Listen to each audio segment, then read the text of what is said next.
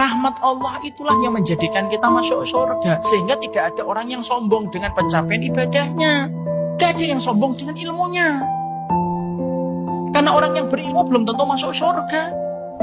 Sampai betul-betul ilmunya diamalkan dan mendapatkan belas kasih Allah.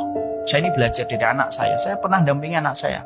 Nomor 4. Anak saya itu pernah bercermin di samping saya lagi nyisir gitu. Anak saya bilang, doain ya Bi saya jadi ahlul ilmi.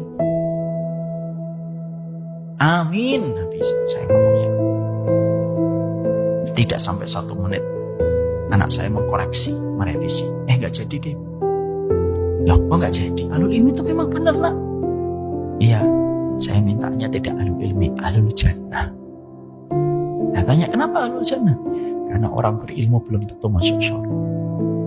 Saya juga. Hari itu saya belajar dari anak saya umur 8 tahun. Itulah yang namanya amal. Makanya kalau kita ngaji hanya untuk menyombongkan diri kita di depan orang lain. Kita ngaji hanya untuk merendahkan orang, menyesatkan orang, memandang majelis taklim lain itu dengan pandangan sebelah mata, menganggap yang lain itu nggak ada ilmunya kecuali kita ada ilmunya. Lah buat apa sih ngaji kayak gitu? Rahmat Allah itu mencari hati yang merendah.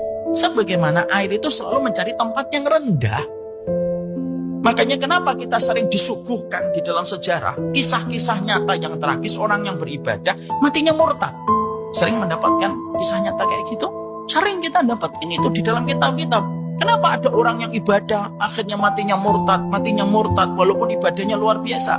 Kata para ulama hati. Karena ada kesombongan pada pencapaian ibadah yang mereka lakukan dan akhirnya Allah meninggalkan ibadah itu.